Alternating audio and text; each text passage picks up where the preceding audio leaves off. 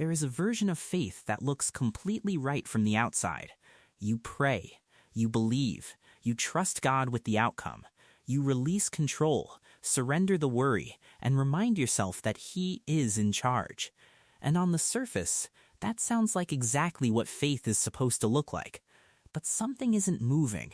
Your life, or a specific part of it, stays exactly where it is. And after a while, a question starts forming that you're almost afraid to say out loud. What if the way I'm practicing faith is actually part of why nothing is changing? That question doesn't feel safe, but it might be the most important one you've asked in a long time. Let's start with something that's genuinely uncomfortable to name. There is a way of using faith that functions psychologically as avoidance, not fake faith, not insincere faith. Genuine, heartfelt, scripturally worded faith that is simultaneously beneath the surface, without full awareness, being used to not deal with something. It sounds like this. I'm just trusting God with it. I've surrendered that to Him. I know He'll work it out in His timing. And again, those statements are not wrong. Theologically, they are sound. But when they become the reason, you never have the difficult conversation, never see the therapist, never apply for the thing, never leave the situation, never face the pattern. They have quietly shifted from faith into something else. They have become spiritual language wrapped around psychological avoidance. And the reason this is so hard to see is that it feels virtuous. It feels humble. It feels like the opposite of control, the opposite of pride. It feels like you're doing the right thing. And that feeling of rightness is exactly what makes it so effective as a hiding place. Here's what you need to understand about how avoidance actually works inside a person. Your brain does not like pain. Not emotional pain, not relational pain, not the specific kind of pain that comes from facing something true about yourself or your situation.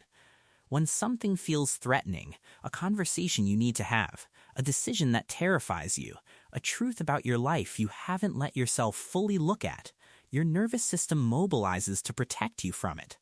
And it is creative about how it does that. It doesn't always look like denial. Sometimes it looks like busyness. Sometimes it looks like helping everyone else. And sometimes, and this is the part that matters here, it looks like spirituality. It looks like prayer. It looks like surrender. It looks like trust. The psychological term for this is a defense mechanism. And what makes spiritual avoidance so particularly stubborn is that it carries social approval, internal validation, and theological language all at once. It is the most well-disguised defense mechanism available to a person of faith. Because nobody, including you, is going to look at someone praying and say that they're hiding. But sometimes they are. Sometimes you are. And the kindest thing that can happen is for someone to say that gently, clearly, and without accusation. Now here's the nuance. Because this is not an argument against surrender. This is not saying that trusting God is wrong, or that prayer is avoidance, or that faith should be replaced with therapy. The distinction that matters, and it is a fine one, but a real one, is this. Genuine surrender is something you arrive at after engagement, after you've brought your full self to the situation, after you've done the hard thing, had the hard conversation, faced the hard truth, and then released the outcome because you genuinely cannot control it. That surrender is honest. It is earned. It is the right response to the limits of human agency. Premature surrender is something different. It is the use of the language and posture of surrender before the engagement has happened. It is releasing the outcome before you've actually shown up to it. And the internal signal that separates one from the other, is usually whether the surrendering relieves you of something difficult you were supposed to do. Real peace after genuine surrender feels like rest after effort, like laying something down that you carried faithfully as far as you could. Avoidance dressed as surrender feels like relief, quick relief, the relief of not having to do the thing. And those two feelings, though they can seem similar, point in completely different directions. There's another way faith can keep you stuck, and this one is quieter, slower, harder to catch.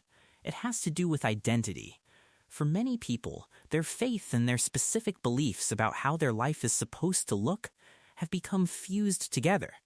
God told me this relationship is right. God called me to this path. God planted this dream in me. And those convictions are real, but sometimes they calcify. They stop being a living relationship with God's guidance and become a fixed story that can no longer be revised.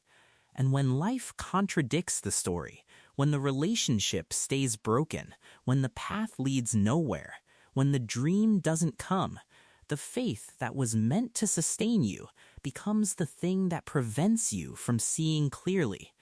Because to acknowledge that the situation isn't working would feel like losing faith, and losing faith feels like losing God.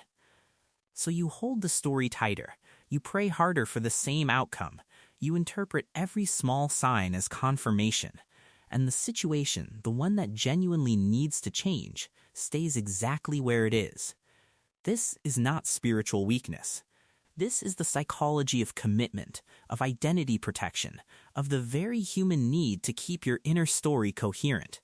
It happens to careful, serious, intelligent people of faith all the time.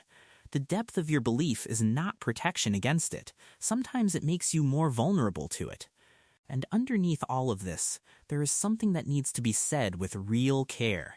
Sometimes faith is being used unconsciously without any deliberate intent to manage fear, not the fear of God, the ordinary human fears, fear of failure, fear of rejection, fear of being wrong, fear of what change would cost you, fear of who you would be without the thing you've been praying about for years. And faith offers such a complete vocabulary for staying.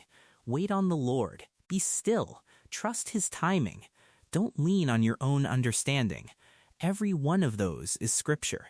Every one of those has a legitimate, genuine, life-giving application.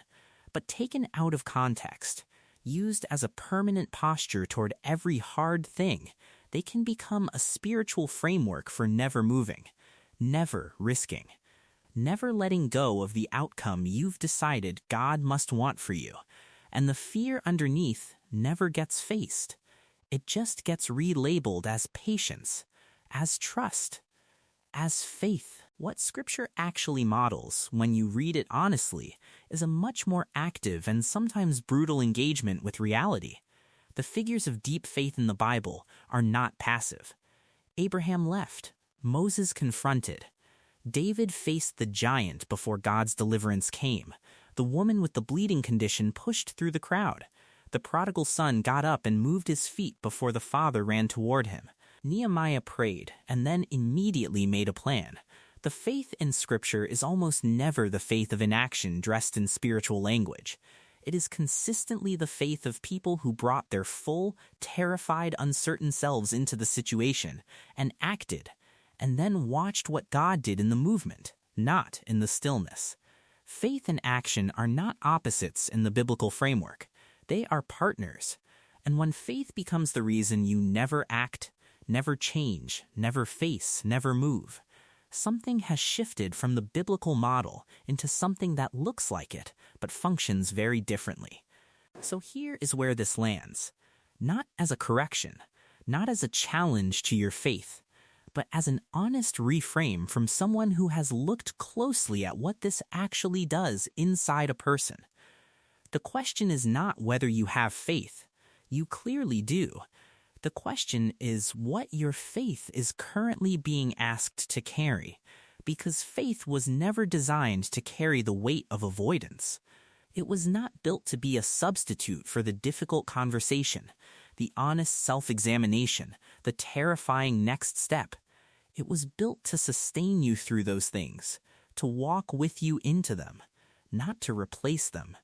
And if there is an area of your life that has not moved, that you have prayed over, surrendered, trusted, and released, and it is still exactly where it was, it might be worth sitting quietly with this question, not with guilt, not with self-accusation, but with genuine curiosity. Is my faith carrying me toward this? Or has it, quietly, without me fully noticing, been carrying me away from it? That question is not a threat to your relationship with God. It might actually be the beginning of a more honest one, the kind where you stop managing the distance with spiritual language and start bringing the real thing. The fear, the avoidance, the uncertainty, the exhaustion of waiting for something to change that may be waiting for you to move first. God has never been afraid of that conversation, and you don't have to be either.